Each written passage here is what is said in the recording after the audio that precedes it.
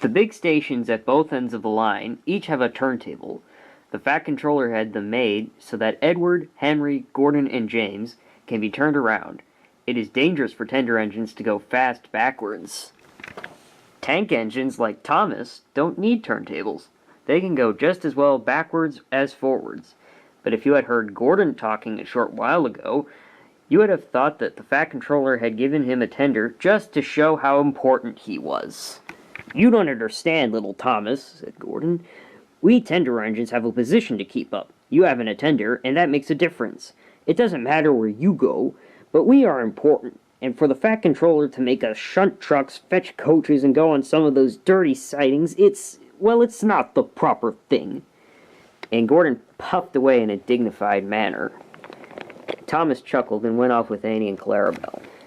"Disgraceful! Disgraceful!" he hissed as he ran backwards to the turntable. The turntable was in a windy place, close to the sea. It was only just big enough for Gordon, and if he was not on it just right, he put it out of balance, which made it difficult to turn. Today, Gordon was in a bad temper, and the wind was blowing fiercely. His driver tried to make him stop in the right place. Backwards and forwards they went, but Gordon wasn't trying. And at last, Gordon's driver gave up. The fireman tried to turn the handle, but Gordon's weight and the strong wind prevented him. "It's no good," they said at last, mopping their faces. "Your tender upsets the balance. If you were a nice tank engine, you'd be all right. Now you'll have to pull the next train backwards." Gordon came to the platform. Some little boys shouted, "Come on, quick! Here's a new tank engine!" "What a swizz!" they said when they came near. "It's only Gordon back to front." Gordon hissed emotionally. "Hello," called Thomas. "Playing tank engines, sensible engine. Take my advice, scrap your tender, and have a nice bunker instead." Gordon snorted, but didn't care.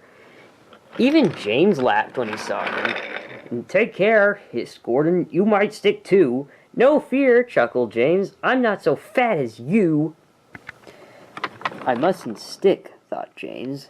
He stopped in just the right place to balance the table. James spun too easily.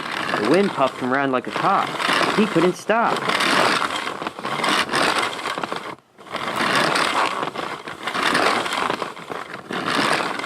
At last the wind died down, and James stopped turning, but not before Gordon, who had been turned around on the loop line, had seen everything.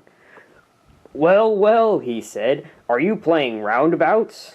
Poor James, feeling quite giddy, rolled off to the shed without a word. That night, the three engines had an indignation meeting. "It's shameful to treat tender engines like this. Henry gets whooshed by elephants, Gordon has to go backwards, and people thinks he's a tank engine. James spins around like a top, and everyone laughs at us. And added to that, the Fat Controller makes us shunt in dirty sidings.